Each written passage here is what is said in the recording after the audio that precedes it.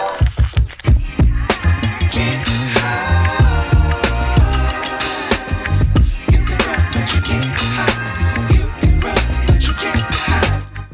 right, everybody, it's episode 5 of that Yearbook podcast with those yearbook people and one newsie.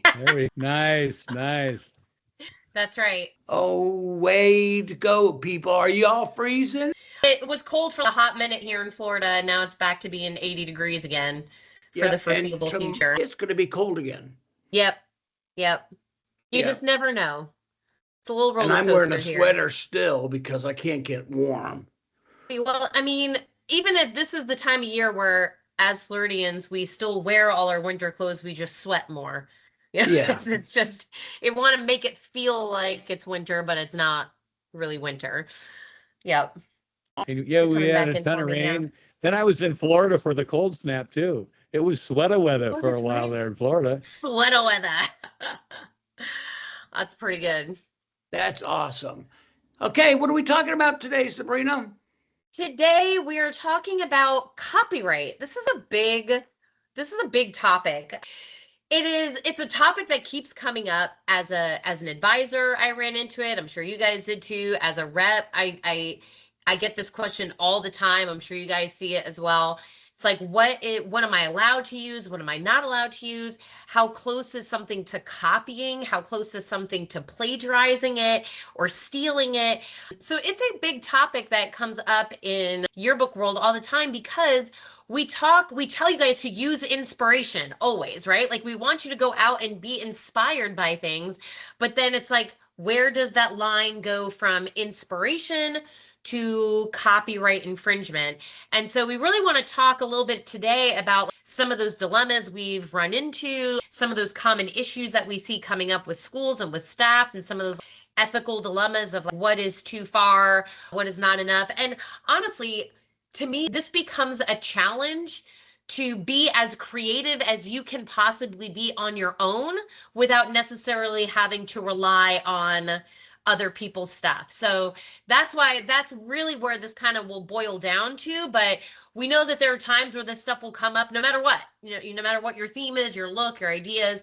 So it's an important topic for us to talk about so that we can make sure that your stuff is unique to you and it's solely yours and you're doing it the right way.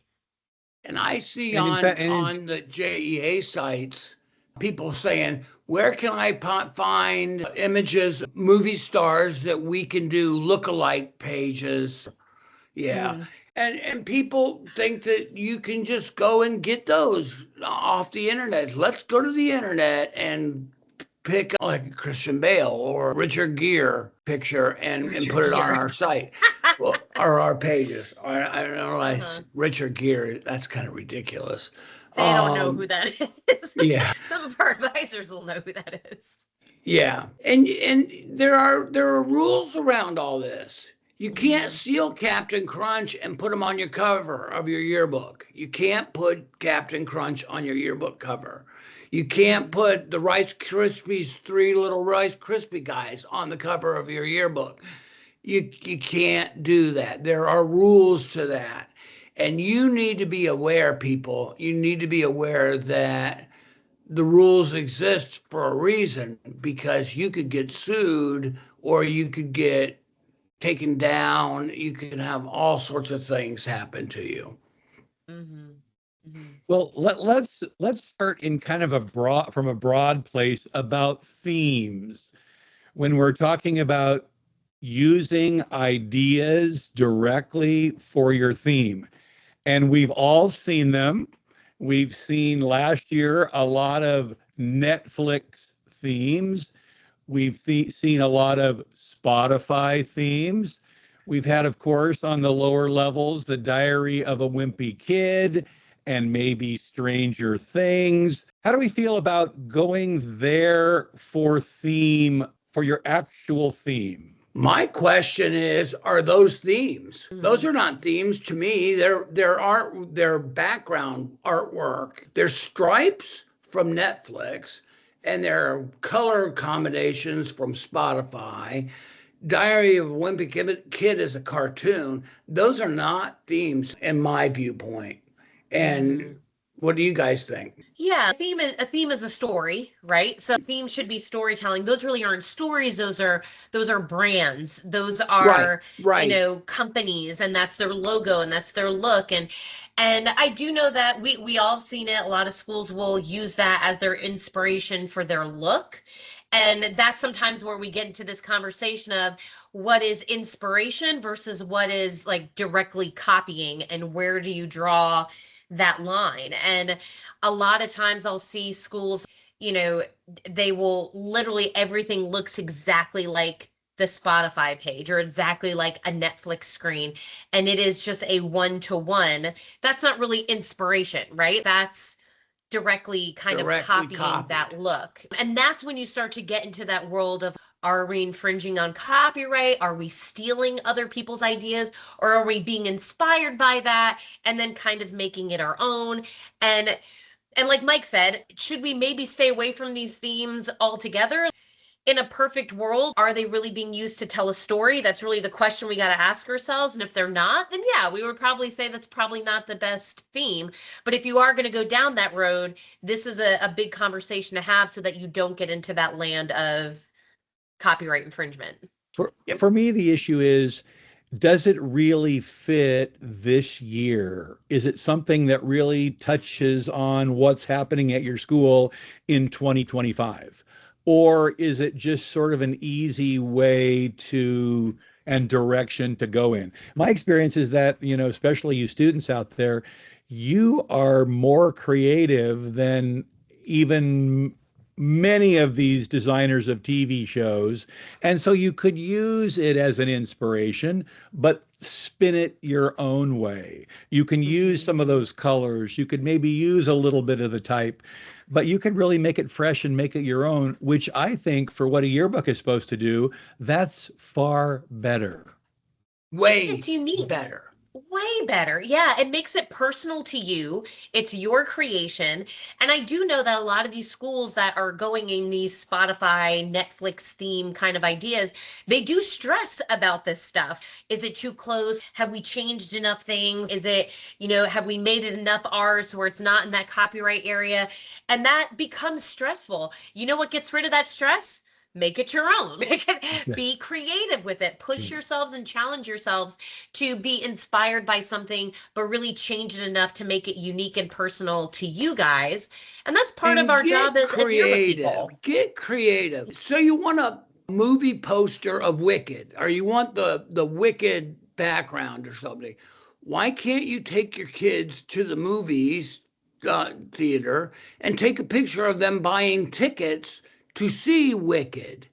Or when I was an advisor, I needed a picture of Disney World for grad night spread. My kids brought in pictures that they took at Disney World. Yeah. That has the castle in the background. And I think we saw this a lot last year with Barbie. I didn't see the Barbie logo anywhere. I didn't see those exact words used, but I saw a lot of great pink dress up days.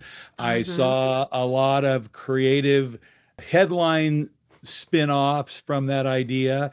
And so, I think we're going to see a lot of green spreads this year from Wicked. And pink ones. But I wouldn't want to have that big W and say, Wicked West Side High School or something, Yeah.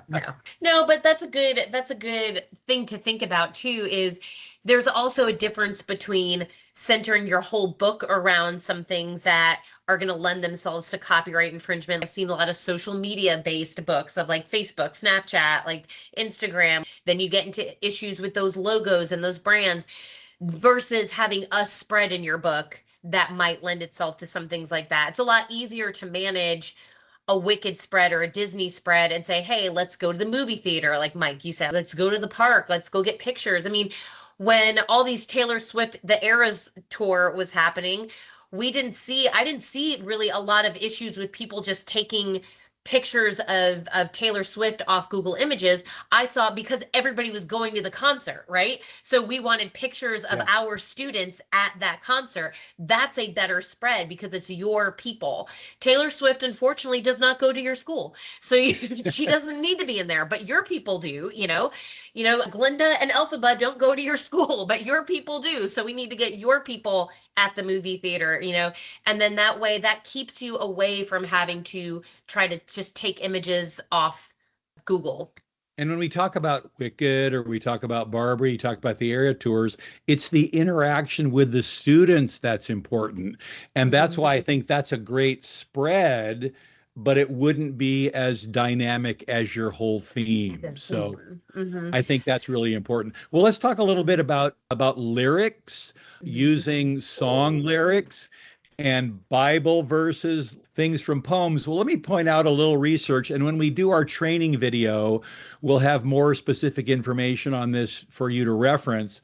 But one really good place to go is the SPLC site, Student Press Law Society or Center. There we go. Center. And they have a place on their website called Yearbook Law FAQs.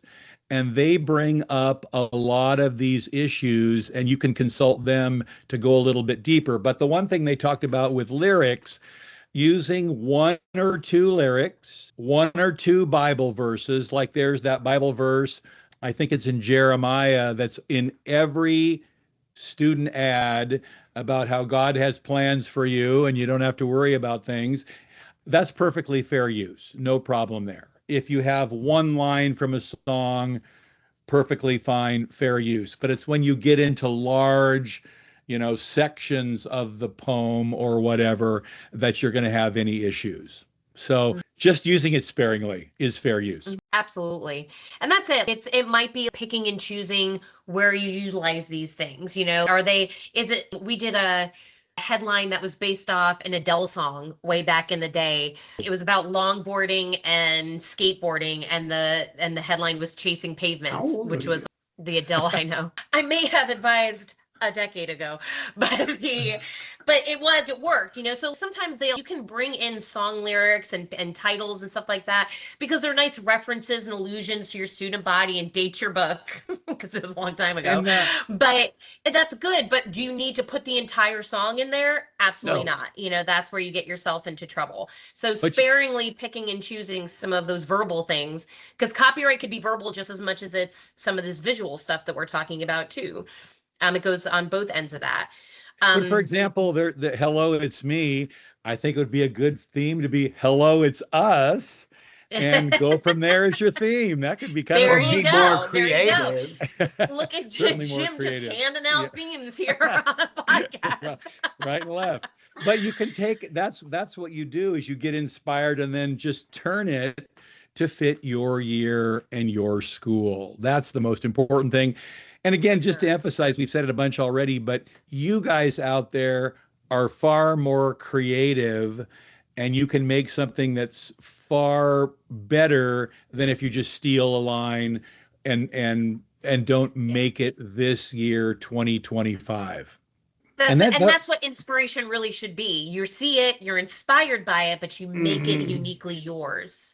And this might be a great activity in class, is to take some of those things that we talked about, Netflix or Spotify, and have the staff make a list of possible ways they could spin it to make it more 2025, to put it in their own words and go beyond just taking those words directly from, the source you found it in. I think that would be really fun. To make it personal to your school. Those are the best themes, are the ones that are very much like your school. It speaks to your student body, to your population. Netflix and Spotify is everywhere. Why do you want your book to look like somebody else's down the street or somebody else's, in another county or another state? You want it to be special for your student body because you guys are uniquely different than everybody else. And your student body created it. Yeah. Yeah. The other place I feel like this comes up is images, pulling images. We talked a little bit about this, but pulling images and stuff from Google. And I know, Richard Gere. We see this a lot of, Richard Gere. We see this a lot in people doing index content or mods and people sections when they're trying to do the doppelganger thing, the lookalike one, or maybe they're pulling movie posters for popular movies or albums, or, there's some current event that happened with Meghan Markle and Harry, and they wanted to put that stuff in there. So they're Googling pictures of these things and putting them in their book. If there's a way, but I've even seen it to the point where it's like, hey, we're doing a mod on basketballs or whatever. And so they Google a basketball. And now we're taking, a picture of a basketball that we ripped off of Google and putting in the book. If there's a way for you to get these pictures yourself without having to go and search it somewhere, that's the ideal. If you need a picture of a basketball, walk yourself down to the gym, get a basketball, take a picture of that basketball, and then throw it across the gym. Yeah, instead of just going to Google. A lot of times that is the easy way out for people. It's kind of the butt journalism. I'm going to sit on my butt and do this instead of getting up and going out and getting that content. That's where we get ourselves stuck with some of this copyright stuff, and then we run into problems. Not all of them can be done that way, but if you can, definitely go get the picture yourself. With some of these questions about photos, this came up, and one of our reps put a question out there, and she actually, one of her customers put it out there, and she answered it. There is a site called openverse.org, which is part of the Creative Commons family. And you can go on openverse.org and research. And I did a little experiment here. I put Taylor Swift in openverse.org, and I got a couple of really good images that we've seen over and over again, where they're a little rhinestone-y looking thing. And that would be perfectly fine to use. You can take it out of that. But then at the same time, I put Gladiator 2 in there. If you're going to do a comparison about Gladiator and Wicked, although Moana's really bigger than both of them, actually. I can't believe that. Yeah, but I put in Gladiator 2, there was nothing. So they didn't have a picture of any of the actors, they didn't have any sets. So that just brought up how Openverse can get you some things, but it's not going to be enough. Now, a couple other resources that we're going to share is often you can go on some of these photo sites. Oh, I'm trying to think of the main one. Flickr is the one I'm thinking of.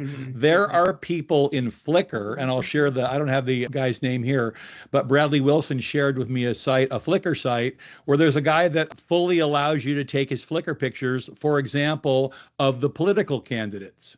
So if you want a picture of, whoever you want, you can go in there and see if he has it. And then also, we'll mention this later too, JEA has a site where you can share political pictures as well. So if you get creative, there are things out there that you can find that are totally usable as student journalists are sharing things. But the general rule is you want to take the picture yourself, or you want to find somebody who will give it to you, because when you use those Openverse photos, you really have to put who took it, when it was taken, and that it came from this website. So you really have to fully attribute where they're from. And sometimes even reaching out to local newspapers, reaching out to local publications or local photographers that might be an event or have taken pictures at such and such. Do that a lot. Yeah, reach out to them and see if they'd be willing to share some of those pictures with you, if you give them obviously credit for it, as part of, just something that they might do to help out your yearbook program. Again, but these should be one-off situations. We want you guys out there getting your own pictures, taking your own stuff. And I will say sometimes you do have to design the content that you're putting in your book around, can we get pictures of that? Can we go take pictures of this topic ourselves without necessarily having to rely on, going to one of these sites, even though that is perfectly acceptable as long as it is legal and you're not infringing on copywriting or stealing anything. But that's the important thing, is really challenging yourselves to build your content and always asking yourselves, can we get pictures of this? Or what would we do for photos? And then decide how you want to approach that particular topic. I will tell you, I had, just as a word of warning, I hear people talk all the time, like, who's looking at my yearbook? What does this even matter? If I take this image and throw it in there, what does it matter? First of all, That's not a great mindset to have in the first place, but I get it. I get it. You're thinking nobody's going to care. Who cares? But I did have a school that it was actually for their school newspaper, because their school newspaper was published online, and they had, over COVID, during the mass hysteria of COVID, they just got desperate and pulled something off of a site and put it on there, and they did get fined for it. They got a letter in the mail, and I remember it was a couple $100s, but they did get a letter in the mail fining them for using that image that was not theirs. So these things are found out there. People do get hit for that stuff. And one, it's just you wouldn't plagiarize a research paper or an essay, you would get in trouble for that. This is really the same concept in our world. It's not your work. We shouldn't pass it off as And our I've got to work. I've got to tell my story. The year before I took over as yearbook advisor, it was back when you were throwing newspapers around. You were delivering papers back then, Mike, I think. Hey, They had this Penny great a page. idea. This was popular back in the day, where you'd make your yearbook look like a magazine. On the front cover, it was People Magazine, and it had the masthead of People Magazine. It was there. It looked pretty cool, actually. They took a group picture, but on the back, they came up with this brilliant idea. We'll put on the back of the yearbook lid, on the back lid, a gigantic McDonald's ad. And it was the size of the full back lid. And they got a letter Wow. from McDonald's and said, you cannot do this. So some ideas sound creative, but then you We get in had a trouble s- from the we company. had a school that started Mm. with the M, and they used an M they found on the internet. It was a really pretty M. They used it, and the city, not Mansfield, someplace in Australia, gave them a cease and desist letter. Yeah. Mhm. Yeah. Yeah. A lot of schools even get these things with their school logos, because a lot of schools will pull their mascots and their logos from professional sports teams or colleges. Right. And then right. even I've seen schools have to redo their entire brands and logos because they were pulled close. and copied I from think other Jane Blystone will organizations. tell you that the grape squashers of East Pennsylvania, Great crushers. yeah, they are now the Tomato, the tomato. crusher. They used to use the little Marvin the Martian guy, the Yes, grape yep, from the yep. Bugs Bunny. This is before her, but they used to use him as their logo, and they got in trouble because Yeah. of that. So You And can't do again- that. Yeah. And again, as we're, trying to wrap this up, is the main point is we want you to use your talents, your creativity, your photos to display in your book of this year. So we know you can do it. We've seen one of the Yes, you things, I can. think all three of us would say we've seen it over and over again out there in your classrooms, just and how it's amazing you are. smart thinking. It's It's very smart. smart thinking when you do it your own self. That's right. Mhm. Exactly. And then if you do run into situations where, hey, we actually, just for the sake of this current events mod, we do need some images that we just cannot get ourselves. That right. will happen to everybody at some point. That's okay. We've got a companion training video that is coming after this podcast, where Bradley Wilson is going to go over Yes. a lot of details about where you can find legally sourced images, things that are fair use, like Creative Commons and some of the sites Jim mentioned, Flickr and so on and so forth, Openverse, where you can legally find and use some of these images in your book without ever having to stress about worrying about plagiarism, copyright infringement, because those things will come up. And so we want Yep. you to be able to use them. But remember, the rule is be creative on your own. Challenge yourself to go out there and take these pictures yourself. Think about all the food spreads that we've seen kids do. Could you go Google a Starbucks cup? Sure. But wouldn't it be more fun to go to Starbucks and get your own drink, photograph the cup, and then have the drink yourself? I mean, that's a much better habit to be in, rather than taking these things off the internet. Plus, those pictures that you take yourselves will always print better. They're going to be better resolution than a lot of the stuff that you're going to take off the internet. And then you have more control about how you And want to you've got the photograph those things, so students it in fits better there. on your spread. Yep, That's right. exactly. That's right. And then you get to snack and eat afterwards. Even better. So go out there and be Yes. creative. Yes, be creative, make these things your own, and then that takes away the stress of all the copyright infringement. You don't have to worry about it anymore. But I will say, if you do have questions about this stuff as it comes up, don't hesitate to go to our Walsworth Advisors Facebook page, ask some questions, start a conversation out there. We'll Other answer 'em. advisors, yeah, we'll answer them. Yeah. Other advisors are in there and they'll jump in because a lot of people, you might think you're the only one dealing with this question or this problem, but I guarantee you either other people have already run into it or they're dealing with the same question and problem too. So please And start the that people that have conversation run and ask those into it questions. means that everybody and their brother have done the flicker, wimpy guy, All the other stuff. spot. We don't need any more of that. We need Mhm. new, creative, fresh That's blood. That's right. That's right. And you guys can do it. And thank you for tuning in to That Yearbook podcast. Be sure to subscribe and leave us a review on your preferred platform. Happy yearbooking!